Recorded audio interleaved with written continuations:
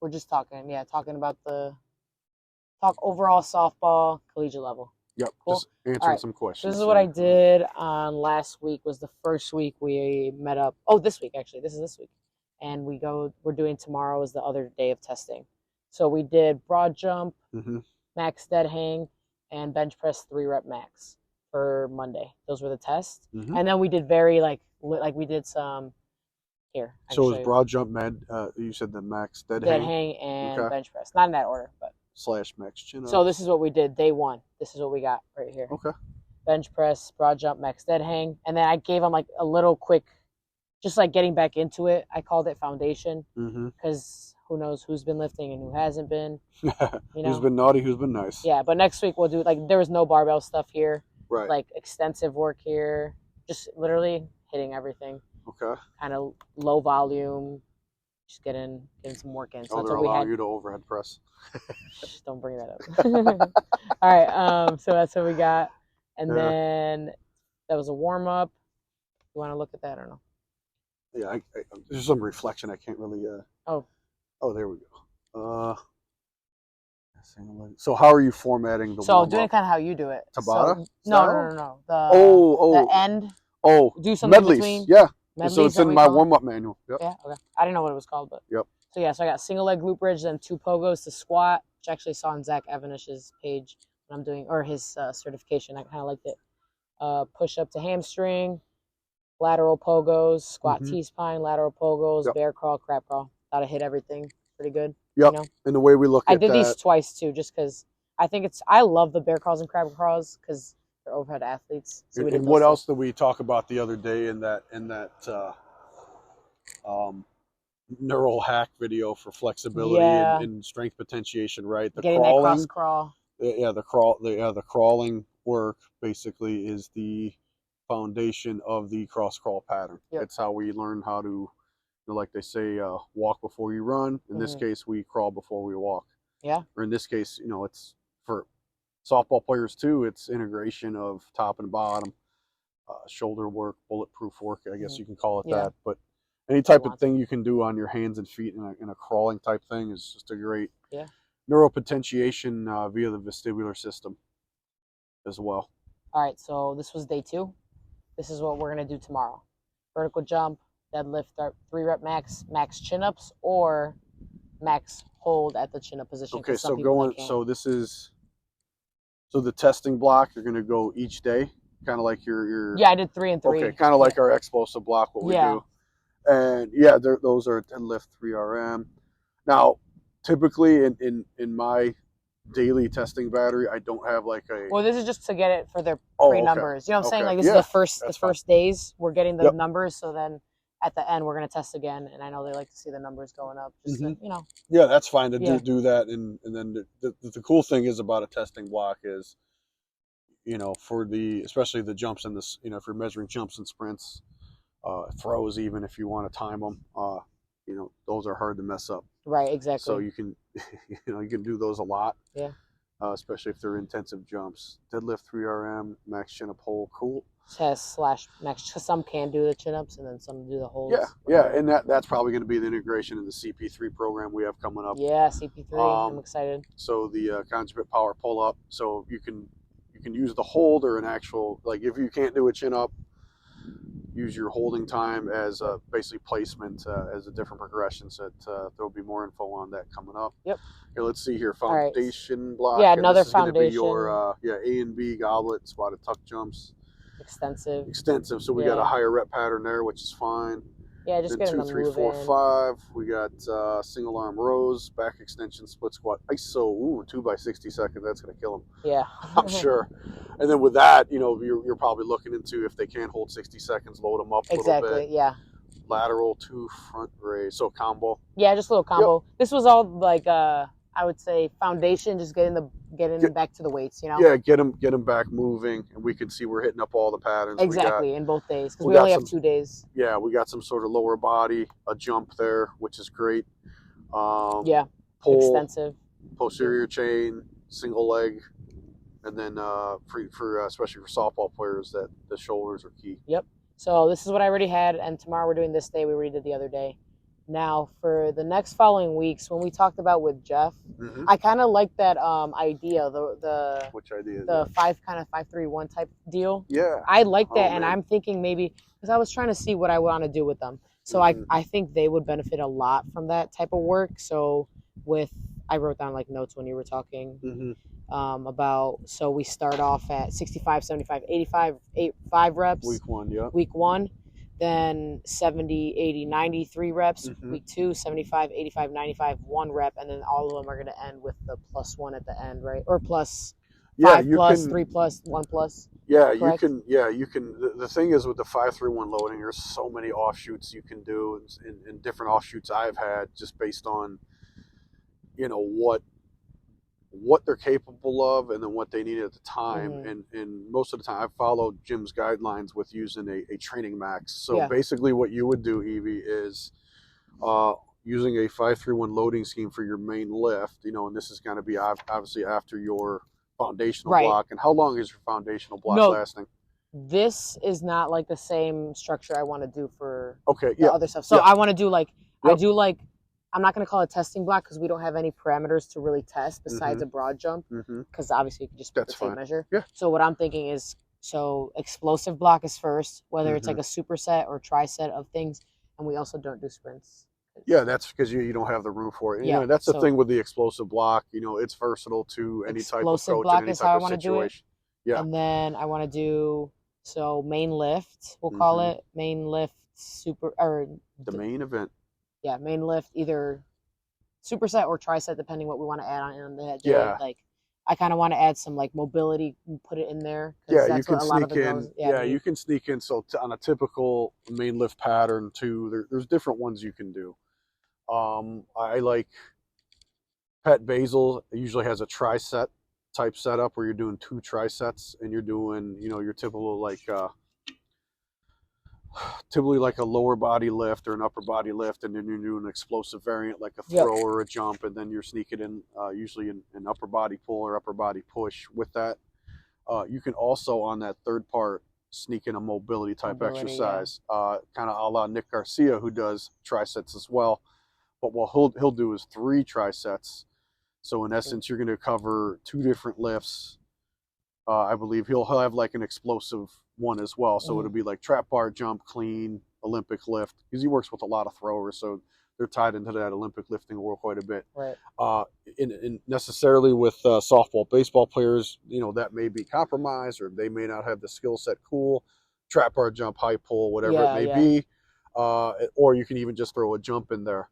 And then he'll do what's called an abdominal or a trunk in there, and then a remedial, which is usually something for where you're sneaking in, especially your softball players, something for the rotator cuff, posterior shoulder. So if you look at the order of that, those are, non-interfering or complementary stuff. So like usually like a trunk is non-interfering, but it counters. It's usually a flexion pattern that counters the extension pattern. So like even something as simple as a plank, a side plank, or just a straight up plate sit up, a V up, whatever the heck. Or even some bear crawls, like you said. You can throw bear crawls in there. And if you don't have much space, you can just go into do a box bear crawl where they're forward for a couple steps, lateral. You can combine them, stuff like that. And then you're doing your remedial. And on the second block, Garcia will have usually the lower body strength lift, so split squat based stuff. Upper body pull, and then the third thing will be a mobility thing, preparing them for the upper body push on the third block. So like, let's say if you're going to do bench press, they might do some sort of pec based stretch. If they're doing something overhead for the push, you might do something like a lat stretch, something like that. Or you can even, throw foam rolling in there, honestly, if you want to. I wouldn't, it's fine to do almost like a stretched based thing or a flexibility strength thing, but more in a dynamic rather than static. And we'll kind of get this to another talk. And then the back half one, you're going to throw in your upper body push,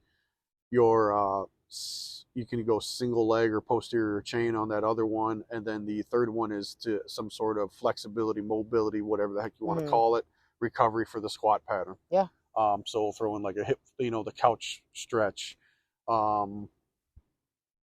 any type of hip type banded distraction, hip type thing. So again, if you look at the crux of that, you have always three different types of exercises, not only complementary or counter movement patterns, but also they differ in terms of intensity and focus and concentration. So if you have that main lift, it's very tough to justify putting three main lifts in a row, although I've seen certain people do it. But just know you're going to sacrifice intensity. You can do it powerfully for sure. Yeah. But you're going to sacrifice if you're in a strength block, you're going to sacrifice intensity for each one. Yeah. So that's why you would space it out. You can still get those three main lifts in a row or in a session without one interfering with the other. Yeah. So yeah, that's a smart way to put that in there. So what I was thinking specifically with this group is we got 2 days a week. Mm-hmm. Mondays after it's going to be, we have like a conditioning, speed stuff, whatever, right after. And that's on the field, I assume? Yes, outside. Or outside? While it's good, yes, outside. Okay. So upper focus, I was thinking that day, the Monday. Yep. And then, because obviously we have other stuff, but I still do want to get like full body since it's only 2 days. Mm-hmm. You know what I'm saying? Yeah. So, and then lower focus Friday. So it's Monday, Friday. Okay. And yeah, and I think also people like to start off with a. So this is going into after your foundation block's done. You're talking more of going into this, and this is where you would implement the 5-3-1 loading pattern.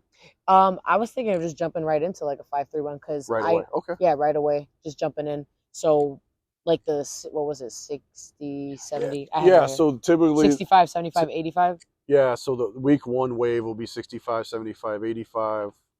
Week 2, 70, 80, 90. And week 3, 75, 85, 95. But again, those will be off of like a training max. So yes, that's why we have some doing the deadlift 3RM, and what was your other one? The bench 3RM. Yeah. So effectively, you would take that. You can use that 3RM will roughly be 90% of a 1RM. Right. Okay. So depending on, you can train off of that. I think that would be better. Let's train. You can train off of that, or even lower is sometimes even better too. You would train off at 80%. So you would take lop another 10% off that 3RM, and then that's their actual training max that you would base those numbers off of. And something I kind of discovered looking at that those first sets on there, the 65, 70, 75% ranges. Yeah. Which is also in Jim's protocols, the first set last protocols. So you're gonna do sets of 10 or sets of 5 with it. What I found is those are very, very closely related to the rep or the intensity levels, the intensities for peak power work that Matt Rea discovered, I think, in his data collection. Yeah, and all the 65, 75, 85 peak power right here. Yeah, 65, 70, 75 is going to be where that peak power is. Now, obviously, that's going to be skill related, but and you can even do blocks where you're doing, like, let's say 1 week you're doing the 65, 75, 85, and then next week with that same lift, you're going maybe 3 to 5 sets with just 65%, and you're working on that power. That may be later on after your strength block, and you could flip-flop it, or you could just focus that loading where you're doing that first set last loading. Yeah. For your power work. So for the week 1, it's going to be 5 reps and then 3 and then 1 and then the last set. So it's going to be You can do it like that if you're. Or could we do? So here's another version of that which I think would serve it better in an earlier block. Yeah. It's called the 5s progression, and you're just doing sets of 5s on all of them. Now that's given your training max is going to be lower. So that's lower it even more. Instead of 90, maybe go 80 or 85%, and you're going 65, 75, 85 for a set of 5 each. Second week, same thing. So instead of 5-3-1, you're doing 3 sets of 5 essentially. 3 sets of 5. And that will give you that 15 working reps. Right. So we still have that 5+ at the end. You can. Yeah, you can certainly do that. 2 sets of 5 and then 5+. Yep. Oh, I like that. And then that way on that heavier load they can go, whatever, and you can extrapolate their max without having to actually max. Right. So eventually they're if you keep cycling it through and adding the 5-pound jumps every 3 weeks. Every 3 weeks, and then you can do a retest a week. I think in Jim's protocol, the 7th week protocol is they'll either retest or deload. In this case, I really don't do that. I just keep extrapolating maxes every time. So I'll just cycle it through until their 3RM is now their 5 or 8RM. Got you. Right. Yeah. So I always embed for Conjupit. I always talk about embedding the testing in the training. That way you don't have to waste a training week. Yeah, you know, I don't. or you can kind of work around, you know, those periods of high academic stresses, right? Finals and shit, Right. right? So like that's a week where you can go, all right, we'll still get our work in. We'll go minimums. We'll go first set, last protocol, and we'll just get that power work in. So Gotcha. so keep the needle moving forward without crushing them with Crushing them all the load time. and Yeah. volume as well. Okay. Yeah. So that's what I'm thinking anyway. Because I did like when we explained it with Jeff. I really liked that. Like it Yeah. was a good. There's so many offshoots. Yes. With yes. with that low, and that's the thing. It kind of like it's that like how Dan John puts it, same but different. So Same you but can different, still yep. you can vary the exercise, although I wouldn't get too far from what you're doing because No, you know, again, no, yeah. athletes they don't they don't have the skill sometimes to to change get the bar all the time or variation all the change time, yeah. but you can vary it through loading, right? And you can vary it through intent. So a trap bar deadlift can always be there, but in a different form, different version. Gotcha. Right? You can do it for strength. You can do it explosively. You can do the high pull like we were Right, the doing high at one pulls, point in time, yeah. and that's a pretty simple transition Oh, if definitely. you can do that. Squatting, you know, you can go back squat. You can Front work the squat. front squat if you want, or even work the box squat. Box squat I do a lot in with there. them, yeah. Yep. And you can vary the depths on there. So like if you're using that more you know, some of them, you know, you may go quarter half squat, which carries over to jumping and sprinting better. And that's where you can put your more, yeah, I guess you can go heavier with it, but that would be more for explosive intent. Okay. And then bench press is bench press. I mean, it's like, I don't want to say it doesn't really matter, but you can do that in various ways. You can do it off the bottom pins. Oh yeah, floor press. You can do floor press, right? You can do touch and go. You can do with a slight pause. Yeah. You know, and all those things will build different biomotor qualities as well. Yeah. So okay, so or overhead press too if you want to do overhead press. That's fine. Maybe it's compromised for some athletes, but yeah, for most, you throw it in there. Yeah, no problem.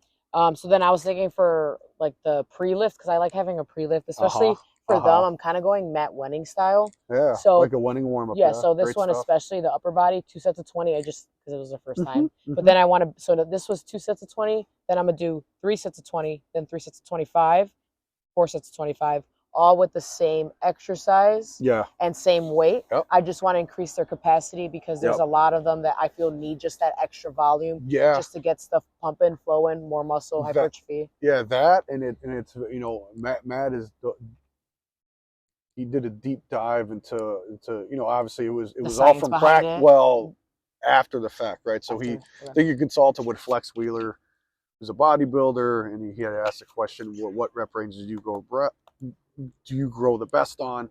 And again, this is coming from a bodybuilder context, but nonetheless, he said 20 to 25. I get, you know, the story goes, something clicked, and because he was having trouble getting that bench press, you know, after squatting and the meet. Yeah. And he built specific work capacity in those tissues, and then he applied it to his other lifts. What I've also found that I had a message with him on there, and just having trouble finding the actual study, but Dr. Yesus has this, you know, the 1x20 program, which is based off of, you know, the effective 20 reps and how it applies to Henneman size principle. So Henneman size principle says you have to basically wear out, you know, to get the fast twitch motor units, you either have to have heavy weight or you have to wear out the slow twitch motor units first. You have to fatigue them out in order to get to the fast twitch. That's why the 1x20 works so good. And I had posed a question to Matt, do you think there's an effect there? Because when I was doing Wenning warm-ups myself, which I love doing, you know, I kind of felt like my lifts, I just felt my body get denser over time. And then I felt like I would hit that fatigue point in my regular lifts, you know, my main lift of the day, whatever it was, squat, bench, whatever, a little bit sooner. So I was like, damn, it's like when you're doing that, you're probably getting those fast twitch fibers a little quicker. Oh yeah, definitely. So I forgot you told me about that. In that Wenning warm up, you're probably wearing out those slow twitch, which is fine. There's anything wrong with slow twitch muscle. But if you're an explosive athlete, you want to tap into that fast twitch. At the same time, you build conditioning, work capacity, capillarization, denses up your body. You know, you'll find that the physique will start getting a lot tighter. To use a bodybuilding term, but nonetheless, who doesn't want to look look the part. Who doesn't? Yeah. Exactly. So I'm thinking about doing 2 exercises there. Yeah, you can do two or three. Yeah. What I would say with athletes though, keep it to 2, no more than 3 sets though total. I mean, getting eventually to 4 by 25, you got to look at 2. You know, the overall recovery bucket. You know, obviously we're meathead lifters or whatever, and that's all we do. Then that's fine because we, you know, our event or our game is the gym day, right? Yeah. We got to look at your game or whatever is practice and then actually playing the game. So I would, not that I suggest against doing 4 by 25. Excuse me. You just got to take into account that there's going to be other activities involved. Yeah. So kind of like watch your volume a little bit. Got you. But that's a good idea. Yeah, really I thought good idea. Especially just because specifically the people, they just need. And you can work your weak points. So even there, you could put in your posterior chain stuff, your posterior shoulder stuff, which is going to be huge. Yeah, that's why I got pull apart / face pulls on there. Abdominal stuff. You can just put it all in there and then get to your main lift and get the hell out. Exactly. So then the main lift for like Monday, I'm thinking bench press, barbell bench press. They love the bench press. And then doing that 5-3-1, and I already have it written out. And you're going to pair that with anything? Like I'm going to pair that with a pull, 100%. Okay, so let's do, or should I do like a throw and then a pull? Yeah, you can do that. Or pull then throw, or the throw would be something I would say more along the extensive line. So even if you wanted to do like partner pass push-ups or twist throws where it's partner pass or off a wall where you're going a little bit more catch and throw where the ball never stops, especially in your early cycles. Then you can get more intensive with it as you go. You can even do the assisted clap push-up or the assisted where you're taking off a lot of load, so you might have a heavier band across the rack. Yeah. You can do something like that if it's available, or even do one off of a incline position off with your hands on the bench or box or what have you. Yeah. So I got the barbell bench press, medicine ball twist throws, and then just like a rowing exercise. So either like dumbbell single arm rows. Yeah, that works. Because we don't have a lot of cables. Yeah, I would just say dumbbell single arm rows. Yeah, dumbbell. I mean, if dumbbells is what you have, and that's the other thing with programming, guys. You're going to be at the mercy of what you have your time availability, your actual space, what you have within that space, meaning your equipment, how many people are in the room. So you got to do your due diligence and take all of that into account before you draw up the program. Definitely. Because if there's something you throw in there, want to do this, and we only have one lat pull down machine, well, you're screwed if you're in a room of 50. Oh yeah. You know. Like we kind of have that at the high school I work with. You know, we have like 2 or 3 lat pull down machines and row machines. So it's very tough to put that in a room of 44 kids. Other than it's a substitute for those who might have an injury, right? So 1 or 2 might have a little injury or ache and pain where they can't, that day they can't do a pull up, or that day, a renegade row is compromised or whatever, or they have a little something wrong with their back or their leg and you have to anchor them in somehow. Then that would serve a purpose. Other than that, you're going to be feet on the ground, free weight based. You might be using bars for other purposes and actual barbell lifts, like a little landmine type action or stuff like that. Or you might be using your plates because you don't have a whole lot of dumbbells for stuff, and you got to get really inventive. It's not to say you can't get it done. You just got to take that into account first and foremost. Yep. Cool. All right, so we're back. All right, now talking about the accessory work. So it's still full body, but this was an upper body focus. So we have the main block, and then I was thinking dumbbell iso lunge 10-second plus the reps. Okay, iso plus, yeah, iso plus. I like that's that. That's a good segue if you've been doing like you have the what is it in there? The isos for 60 seconds. Right here. All right, so that's a good little segue. If you've been doing the isometric for 60 seconds, now what you can do is return to, putting some load on there. Yep. You can continue with your isometric, and you can do that with pretty much every exercise in that block. Oh, definitely, yeah. Should we start it up like that? Just keep it. Yeah. For the first 3 so weeks. what are the exercises? So I have dumbbell iso lunge first, and I'm thinking. So we got push, pull, and then probably another type of rear delt fly in there. Definitely. Okay. Rear delt fly. What else?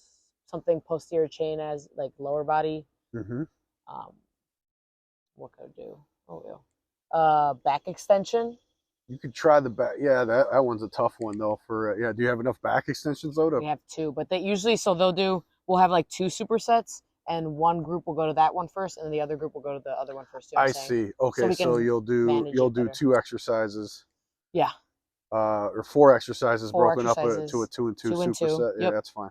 So then dumbbell iso lunge with an upper body, so like rear delt, or like we could do a farmer carry too, just to get that trunk work too.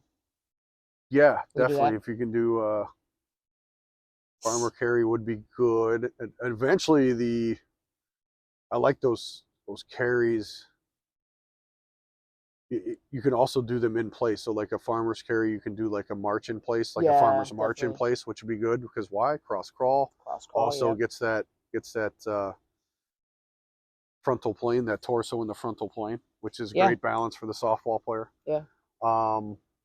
Also, those can become here's a brutal one eventually, but that carry, single arm farmer's carry, becomes a what I call a rocket walking lunge. So you'll do a walking lunge and then drive up the opposite knee and then into the next one while you're holding it on one side. That's tough. So that's a good one. And then eventually try to get that one through the ball. Of the foot, because now you can train that ankle. I like that. Right. So if you're going to do your carries, I would do the marching style to prepare for that, and do them on the ball. You're off the ball, your foot. So you're building the foot and the calf, and you can potentially do them barefoot as well. I know it's getting deep into the waters of whatever. Yeah. But again, every type of training modality I like is one that it gives you a shotgun effect, right? So it gives you a bunch of stuff within one thing that's relatively simple to do. Yeah. So you got to look at it that way. So that carry can become, I would say, make it more of a marching carry. Marching, yeah. And you can load it. You can load it different, right? You can hold the farmers at your side. You can hold it if it's a kettlebell in a rack position. I don't know. What are you guys carrying? Kettlebells? We have kettlebells and dumbbells. All right, so we could use a combination of both. You could even do an overhead one for shoulder stability for these softball players, and you could even do an overhead rocket walking lunge, which will be a bitch. No pun intended. Oh, no pun intended there. Yeah, that'll be brutal. Yeah. But that'll be a good progression. So you'll go from a carry, a marching carry, to an overhead marching carry, to a walking lunge that you're holding like a farmer's walk, to an overhead walking lunge, something like that. And that can be something you can vary that every block. Yeah, every 3 weeks about. Or you can, once they get good with it, then you can vary it every week, honestly, if you wanted to, because people like changes. Oh, definitely. Even a little bit of changes, yeah. Yeah, so you can do that. That's a good one in there, because that appeases trunk, lower body stuff in that total body. Yeah. Even though it's an upper body emphasis, that's a total body thing there. Then your hamstring progression can be, if you're going to do an ISO 10, it'd be, so what hamstring drills were you talking about? I said a back extension. Back extension. Okay, yeah, posterior plus 5. We'll start at the 5 reps, 5, 6, 7, just because that gets tough. Yeah, especially if you can't, if you're only so strong with it. I mean, if you're stronger with it, go like more in the 10 reps, because that posterior chain, I feel like they'll be good at 5, 6. We'll do we could do like a 7 to 8, like like rep ranges, see what you can hit. Yep, and then that can turn into a one-legged hyper or a one-legged back extension, where you only have one leg hooked in the device. Yeah. Or we have the GHD. So there you go. Yeah, should we do back extension or GHD? Like, you can do glute ham. Glute ham. If they can do glute hams, you can do glute hams with it. The glute ham ISO though, that'd be that's brutal too. Maybe we'll do back extension first, and then we could do. Well, have them do in the early going when you. But also take into account this is before some conditioning stuff too. That's what I'm trying to do. Not kill them, but we still want to get that work in. You know what I'm saying? So you'll do full body work after. So I think with sprint base, maybe chill out on the hamstring stuff. Just get them enough where it's like do more of a hip based hamstring. That's what I'm saying. Yeah. So not to say that it would be bad. Let's go 3 sets, and then I was gonna pair the back extension with rear delt flies. 12. Pair back extension with rear delt flies. There's another. Okay, so if you You know what I'm saying? Oh, okay. I thought you meant doing a combination. No, that's good. Yeah, no, back extension, rear delt flies. Yeah, you can do that, or you can even 10, do 12, 15. there. If they have trouble, like if you're gonna do an ISO plus with that. No, that one I was just gonna do 10, 12, regular. 15. Okay. Yeah, so I was gonna do the first one's gonna be ISO plus for both of these supersets, keep it consistent. Second one is like on its own. So 10, 12. Just regular repetitions. Yeah, okay, no, that works. That works. Yeah. Works. And then let's see. I think that's a good session right here. What we No, have, that's so we solid, have man. we'll do the basic warm up, like regular stuff. Then we got the specific warm up for the day. So dumbbell floor press with pull aparts, 3 sets of 20 first week. Oof. Then we got barbell bench press, going by the 5s progression, 2 sets of 5, 1 set of 5 plus. Medicine ball twist and throws, extensive based. Then dumbbell single arm rows, 3 sets of 8, 12, 10, 12 each week. That's the rep weeks. climb. The different, I really like that rep climb. What she's referring to is the rep climb. And I borrowed that a little bit from from Pat Basil. I know that's probably might be an older than dirt progression, but either way, you're going to stay with the same weight, but then just add either a rep, or in this case, it looks like it's 2 reps from an 8, 10, 12. As long as you can get the 3 sets of 12, then you can move up another 5, 10 pounds or whatever. So it's a way to kind of have overload without actually throwing on more weight. Yep, definitely. I like it a lot. So then we got the accessory block. So it's 2 supersets. Half of the team will go here, half of the team here, and switch. Yeah. So a dumbbell. And if that's, I'm sure Evie's already, you have some experience with that, so that you've already seen how the logistics of that room work, right? That was the main thing I learned a lot. Was logistics of the weight room. I didn't notice that was a whole thing. It's huge. Yeah, and then I learned that, and I was you're going to see it in different settings. Definitely. Obviously, here at the gym, you got your campus, you got your. We'll have the gym here, MPG. You've seen how it flows with the soccer. Oh, yeah. And then when we go to the high school, you'd be like, holy crap, how are we doing crazy twice the amount of kids in basically 1/4 of the space? Because there's a lot of things we can do here, a lot of things that we can't do over there. Definitely. But we still get that done. All right, so then I got dumbbell iso lunge, 10 seconds plus reps, 5, 6, 7. There you go. With the marching carry. Down and back. Yep. Or not down and back, not anymore. So we'll do like 20. Well, here, 20 reps. Since that's going to be the iso lunge, because you'll always do a single leg there. What I would do is, if you can do the... Oh, you mean like the bilateral one with the... Do the rear delt with the lunge. Rear delt with lunge? Switch those out. Because eventually that carry's talking about walking lunge, and you're going to have lunge on lunge. Yeah, you're right. Or you can just batch it out all together. And then back extension with the carry right here. So even still, like I know you're going to put 3 in the main lift. Maybe there's something to think about. Not screwing with your flow here with the logistics, but you can take that dumbbell single arm row and even put it in place of the rear delt. Gotcha. Yeah. Right. So you're not having to do. I mean, it's still posterior shoulder technically. And if you wanted to do posterior shoulder, then you can put that also with. This is back extension. Yeah, so back extension with row, because I'll show you a badass combo that you can do with that as well. Back extension. Oh, I've seen that. I've seen that before. But you're doing you'll hold ISO both. hold and then. Yeah, that's a hard one to do. We could progress to that eventually. Right, and then you go back extension to pull. Yes. And that's an ultimate posterior for anybody really, and it's a good general posterior chain builder. So these are ways you can kind of flow your parts into a whole. That way, when you're like in an in-season mode and you're going to chop up your lift, you can combine those 2 things into one lift. So essentially, that accessory battery can be 2 lifts and done. Yep. But you can batch it in with multiple, stack them on. Stack them on, exactly. All right, so that's good, and I think that's a good session. But what I was thinking was, should we add some like a dead hang? I like when we were talking about the pull-up program. You do the max like 10 reps. Or not 10 reps, 10 second max hold. Yeah. I like that idea. So I was thinking just add that as a quick finisher.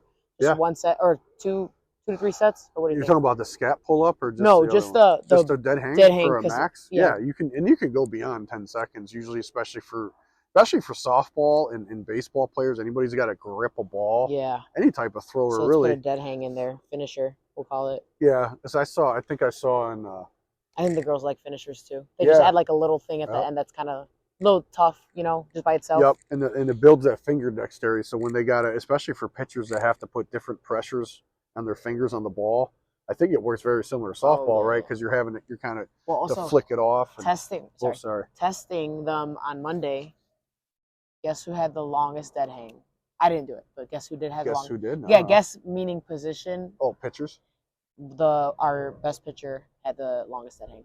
There you go. Best Might be that might be a good correlation. That's what I'm saying. Right like that's what I'm saying. That's interesting. See who's got the dead hang to your I guess you equated the pitching ability or and pitching speed. Speed. Yeah, and then the second girl was someone that did gymnastics. So there, cheater. Yeah. Cheater. Yeah, cheater. We'll do in another video on what we think is, or what I've always thought is the developmentary big three sports. Oh yeah, that'll be a good one. I'm gonna write that down. Development. Write it down, Evie. Write down all my ideas. So I sure as hell won't remember them. 3. Yeah, you never do. All right, finisher. So we'll do finisher. Dead hang. Should we do on that one? That's good after post upper body. Yeah. Should we just do?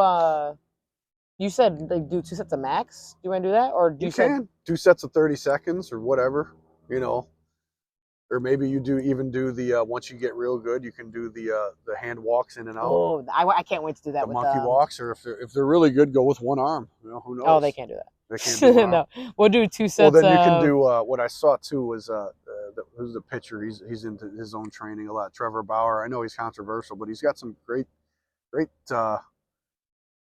training knowledge. I would say. But he was doing hanging off of different fingers. Oh, that's insane. Yeah, 2 fingers, middle 2 fingers, last 2 fingers. I even think he did it like index finger. Oh my god. Hold. He was using gymnastics or the rings that you see like. Yeah. Gymnastics rings that he has set up. You can do it on that. 2 with the ring. If you have the rings, it'll kind of curve your fingers differently. So like kind of curveball grip, change up grip. You can use that as your, different type of thing. Or people have put like tennis balls over the bars and they can have different type of finger pressure. So there's different ways to challenge your grip with that. Fat grips, or if you have fat grips or whatever. Cool. All right. So that's the Monday. We already have already 3 weeks down for Monday. There you go. So that was quick and easy. All right, Friday now. So Friday lower body focus. Okay, lower body focus. We can go harder because they have the weekend to recover. There you go. Good thinking. Right? Yeah. So they have the weekend to recover. So I'm thinking main lift. How do those girls like to recover on the weekend? At Lewis. I'm sure they're great. I won't say. We're great. We'll see how Monday looks. So Friday, Matt Wenning, I was thinking, or make it more explosive though. Like let's do some like dumbbell jumps since it's lower body focus instead of the Matt Wenning style. Now let's do pre-lift. This is what I have for tomorrow. Kettlebell squat jump. Okay, back raise with pause. Still getting posterior chain, but then explosive. Okay, so let's go back to maybe where that main exercise is, and I'm looking at you got heavy goblet, or in this case back squat. Yeah. Are you? But this is this week's just getting back into things. So right. I want to do deadlift. Okay, deadlift. Are you going to pair a jump with that? Yes, I want to do. Then I would say reserve your jump for that. Reserve for jump for that. So if you want to do, if you're trying to build work capacity, like I guess you can put an extensive jump in there. Yeah, let's do. You know what I've been liking? Will Rattel is the low plyo. The low range plyos. Yeah. Those. Yeah, well, I like low squat foot jumps. I would start them off with. Low squat foot jumps, yes. And then you can add directions to it, where you're on and off a plate laterally, forward, all directions. So low squat foot jumps are these like this? Here, we can show this. Yeah, low squat foot jumps are essentially like. Hold on, let's see. Is it like this, right? Kind of. Or like so I'll go. No. So I'll go to what I'm gonna try. Let's see it. So you're actually think about keeping your body in place when you do it. So I'll go back to where I learned it from. Okay. Was Jay Schrader. Okay, so the low squat foot jump would effectively be. Am I in the camera? I can't see that. Yeah, you're in the camera. You're good. Okay, so you can do them like that where you hop the whole body, but this was more for like you were here, but. Got you. So you got a little bit of stiffness stuff going on. So think almost like I've been doing that in my research. Yeah, but keep your body from moving. Keep your torso from moving. So you've got to lift your knees and your feet up hard. Like that? Yep. There you go. Okay, cool. So that to me is a low squat foot jump. Okay, got you. Where it's a little bit more reminiscent of an oscillatory rep. Yes. But where you're making that foot contact and you can bounce off of it. Low squat foot jumps. All right, low squat foot jump, those are killer. If you do those for, God, even 10 reps would kill you. But 15, 20, 25, you can go high reps with it. I'm going to go 20 for first week. All right. Good luck, ladies. Foot jumps, yeah. Good luck, Lewis softball. All right. And then we'll do something, should we do something hingy or core or posterior? I would say since you're, but I would go more like the pure short lever hamstring route. So band leg curls will work. Band leg curls, okay. slider leg curls, stuff like that, or if you have actual, like, I don't know, what do you have equipment? We do have a lot of do like a hamstring Bosu curl. ball, or not Bosu ball, the physio balls with the big. People call them yoga balls. I call them Swiss balls. Swiss balls, yeah. So Swiss ball leg curls, yeah, those would be good. And if you can get up to doing one leg on those, that's a good bulletproof. That's what I'm gonna say. So for like the mat wending or the pre-lift or whatever, I'm gonna do 3 weeks, same exercises, rotate back up, go down to the reps and whatever sets, change the variation. Yeah, no, that's hit great. The same thing. That's what I'm thinking. Yep. So Swiss ball leg curls. I think that short lever one would be good. 10 or 20, you think? Or? Depends on how. I mean, if you can 2 legs, they should be able to do probably between 10 and 20. 10. Let's start with 10. Yep. For this one, we'll cut the reps in half because I'm still trying to. So this will be 3 by 20. Yep. Single leg, I would go between 10 and 15 if they can do single 15, leg. Those are some badasses on that. A true single leg curl. Kind of like how I think Marv Marinovich has people do stuff on that Swiss ball. It's very dynamic, very explosive. All right. So we got, what's the third exercise? And some sort of ab. That's good. I think that's good. Or just 2 of them? Yeah, let's just do 2. Just do 2. Yeah, those ones will be. Good. Those ones will be really good. Those will warm them up. Yeah, and then trap bar deadlift. Deadlift. Same thing. Right. Let's do 5. Same 5 progression. Then we'll do it with explosive. So let's go. And that one you can do, whatever you want. You can do a loaded explosive or you can do an unloaded one. I'd say in the early going, like kettlebell squat jump would be good. On off low box jump, probably. And if you want to make it like you want to build the tissues, maybe land in that middle to low squat, jump up and down off of a box. So boom, like a continuous. But you don't need to go crazy. Let's go. Reps. I think kettlebell squat jump. Kettlebell squat jump. There you go. Let's do that. 3 sets of what, like 5. You can go 6 to 8 with 6 to 8. If you keep the load low enough. Yeah. And keep it rhythmic where they're going blink, blink, where they're kind of bouncy. And then these can. So we're starting extensively here, and then we can progress to the more intensive. Okay. Where they're going for like maximum height. Yes. You know, in this case, you're just trying to build the rhythm, the work capacity, athleticism, timing, which is an undersought ability. I like that. Should we add a third exercise into that? Well, what's the rest of the day looking like? And we're still gonna have I think I want to keep it the same foundation as in like 2 supersets. So we have 3 here. I mean, I know this is lower body, so it's a little more.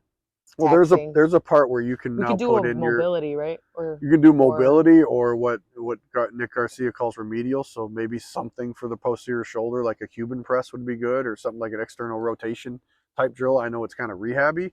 Yeah. That's what we did before. Yeah, we did that. Yeah, before. So those do something. Lower body, 2 lower body, and then an upper body restore. Or I like that. Like a restorative, remedial, or something like a prehab. People will call it prehab rehab. I call it bulletproofing. Or you can put a mobility type of exercise. There's nothing wrong with it. What about like even like a spine move? There you go. I like spine moves. Yeah. You know, I might add that even on the upper body day because a lot of the girls are locked. You know, they're just not locked. Where like describe that.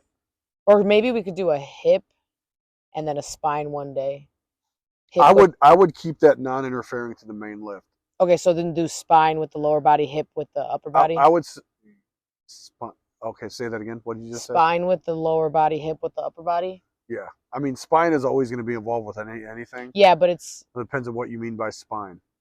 Like side bend, rotational type. Rotation. I don't think that would bother him too much. No, I don't think. I would personally be more of a fan of getting that shoulder work in. Shoulder work. But that's go wherever you want to go with it. Well, we can then add that in somewhere else. That's what I'm saying. Yeah, we can do that. You even do spinal hygiene finisher. Yeah, I do like the spinal hygiene stuff. I do it almost every warm up. Like I'll just start doing side bends, rotations, the neck. You're just basically working neck all the way down the lumbar. Yeah, I love it. All right, cool. Then let's get the accessory block. Okay. So we did. So where are we going here? We can do some type of squat since we don't have really. I mean, we have a squat jump, but something quads, anterior. I would say I like when you deadlift or you do cleans or something like that. I would say vertical. Something to me would be like a single leg squat on a bench or a step up type motion. Step up. Yeah, something like that. You can do the step up again. Something I learned from a conversation with Jeff Hauser out in North Carolina is he had said he had somebody that did a step up, but the heel again floating heel. Oh yeah. We're off the ball of the foot. and then you're also doing that scissors action with the leg. So you're kind of through the box with the working leg, and then boom, you would drive the. Good morning, how you doing? Yeah. You would drive that knee up. So that's a good one too to kind of start training those tissues to sprint faster.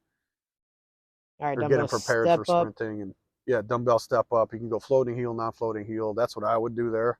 And that one, you're not really going to ISO that one. You're no, that one can't ISO. Conventional reps. That's what I was saying too. Okay, so there you go. There's kind of like your let's do a push and a pull superset it in here. You know what I'm saying? So we'll do push here, pull, or push, pull, whatever. Okay. So this could be honestly the second one, and we can do an ISO rep here, even. An ISO rep for your push? Yeah, like let's do a dumbbell incline press, hold it 10 seconds, boom. Yeah, I like that. You can do dumbbell incline, dumbbell bench, push up. I just say incline since we're doing flat bench over there. That's just okay. That's fine. Incline. Bench press. Different options. We'll do 3 sets of ISO 10 plus 5, and then move that to. I'd say for upper body, if you're trying to build them up a little bit. Yeah. So go like even between 6 to 8. 6. And you could rep climb that, right? So 10 and then 6, 10 and then 7, 10 and then 8.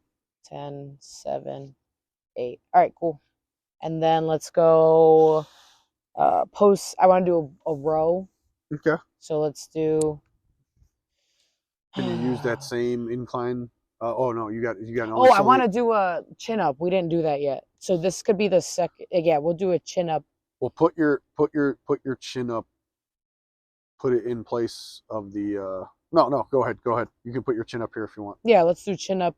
I forgot you're flip flopping. Some may do that first. Some may do that. Yeah, last. so chin up we'll base that off of how they are. The like CP3 program. Yeah. Okay. I'll kind of do a little. You can do a version of it. So that would be because you're only doing it once per week. Or what do you think? What do you think? Like, since it's a lot of different.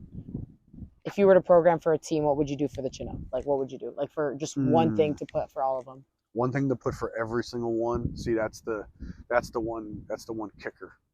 You know, can all of them? See, here's the thing with doing one thing for all of them, because you'll choose that, and then it'll be good for some of them, too much for some of them, and then too little for some of them. Yeah. So I like kind of putting them in those buckets a little so bit, right? So like I don't know what is you've assessed your team's chinning ability. You can do what you said 3 to 4. Yeah. Are you like the top end? I'm probably at the top end. Yeah, okay. There are some others that can do 3 to 5, 3, even some can do 6. Okay. But then there's also some that can't do any. You know what I'm saying? Right. So then that group we can start with the chin up hold. So the ones who can't do any, they can maybe do the since you're doing max holds already as a finish on that other one, maybe start them with the scapular pull-ups. Chin up scaps? Scap pull-ups for them. Okay. Right. And then you got the ones kind of like in the middle between, so those ones are kind of like on the, Scap pull-ups with the ISO? You can do it with the ISO if you want. That's going to be challenging. Let's just keep it. I would just keep the scap pull up in there, and then once they can, because the ISO is going to be tough if they can't even 10? Do a. Like I don't know. I mean wave it up. Wave 10, so 12, 8, 9, 15? 10, or 8, 10, 12, something like that. They should be able to do that if they can hang. They can, yeah. Okay. Everyone can get like 45 seconds plus hang. So. Yeah, there you go. So then they should be able to do scap pull ups. And then we can do the intermediate. For the intermediate ones, you might want to start off with those eccentrics. Eccentric, yeah, that's what I was thinking. If this is the end of the week, they got the weekend to recover. They're not doing anything, right? Are you guys playing on the weekend? Only one of the days, and I'll like slightly change. Like we only have one more fall ball game. So eccentrics then might be a little bit tough to justify then, because they'll be kind of brutal in terms of soreness. Yeah. But that one day I could just switch it up. You know what I'm saying? So those ones maybe that are like in the 1 chin up range, the 2 chin up range, maybe do the hang and holds. So hang at the top for 5, hold at the bottom for 5. Climb back up, do that for 3 reps. Okay. 3 total reps. So hang and holds. Chin up holds. And then for you guys can either do band assisted or clusters. I like the clusters better. Yeah. Because then you can do singles on the clusters, and then in those ones you can wave up your cluster. So we'll have a different program. We're actually adding reps to the cluster. Here you can add reps within the mini set. So maybe the first week the cluster is 3 singles within the cluster, so like a set of 3. And then the next week is 4 singles within the cluster, so a set of 4. Third week you're doing 5. You're going to keep about 10 to 15 second space between each rep, and then hit up your next exercise or whatever else, rest, and then move on. All right, So we there's your got, 3 buckets that you that's can good. put in given your situation. In our CP3 manual, we'll have a couple more buckets depending on what your thing is, and then you can put different I placements do in like, yeah, there. the CP3 is good. Coming out soon. All right, then we can add, I want to add like a posterior. I'm thinking like barbell RDO A just because posterior, like hamstring. yeah, I'm thinking barbell RDO because they like it. They like it a lot. yeah, The and if RDOs, they yeah. can do it, that's And fine. they can do it, yeah. You can even And I do, just think like it builds up so much. yeah. Like I love it. You can Like the go barbell in different RDO. variations. Put on that. You could go Or dumbbell RDO or dumb- single dumbbell. leg. I would go maybe like from pure single leg to kickstand and then to 2 leg, just to build up the tissues. Got you. Yep, because I mean they'll build that stability early on with that single leg, so kind of going contralateral there. So you'll hold that dumbbell. Single leg RDO to like Single leg. If they're using a dumbbell, they can go opposite hand. So meaning if your right leg's on the ground, you're holding your left. You can also do it holding your right. It really doesn't matter. It will work the hip a little differently, but I don't think significantly enough where it changes stuff. You can also do the single legs with a barbell, honestly, if that's your tool of choice. And then you'll load them up heavier, we'll go kickstand. So that means you'll be on one leg, the other leg will be kind of back supporting. And then you can gravitate toward 2-leg barbell RDL. Yeah. It is a money lift. It is. I love it. So then we'll go good hinges are usually good 3 movers. sets of we'll keep it up more. You 10. can rep climb it, yeah. Yeah, let's do I want to do 10 12, 15. 10, 12, 15. I like. There you go. Iron hamstrings on that crew. Oh yeah. All right, so I think that's good go, for Lewis. 2 days a week. Yeah. 2 days a week. 3 weeks. Right here we have already done. And I'll put it obviously together. Yeah. So cool. Anything else we want to say? I think this hits everything. This no, is pretty that's good. solid. And oh, you want to add like a little finisher? On that one? Do you want to add a face? Your program. I know. I don't care.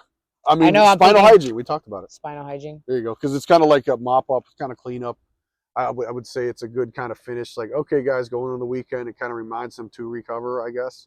And it just, it's like stretching without stretching, I would say. Because if you can move the spine, if the spine starts moving, everything else will come around. At least I want to add dumbbell side bends. Go ahead, do it. Because that fixed my back, and I was talking to the other girls, and I put that in last time, and they were like, that changed my back. Like, yeah, and you can do that again. There's a progression on that. You can do that with from the kneeling position, so you're locking, kneeling position to standing. You can do 1 leg standing as well. Those ones are I never thought about the 1 leg. Well, if you think about it, what we learned about when I was trying to teach you how to swing a bat properly, talking about kind of getting on that back leg and anchoring through it and almost tilting over that hip joint a little bit. Yeah. So that within the context as a side bend. So on the side that you're holding the weight. Yeah. So effectively like this. So if I'm. Oh, I just broke my pen. You can kickstand it. Let me see if I can back up a little bit. Yeah, you're good. But you'll be here. Got you. And you'll kind of support it, but I'm kind of getting more into. I'm weighing over that hip. Yep. And I can use a bell, and then other side would be. So you learn how to back leg load, but because when you swing, you might drop that in there, so it kind of cue that movement a little bit. Cool. I think for baseball and softball, that'd probably be a good side bend variation. I do like that. Yeah, I'm gonna try that one out. Honestly, maybe tomorrow. Yep. All right. Cool. I think that's good. Anything else? Yeah. No, that was good stuff. Yeah, that was good. Good content.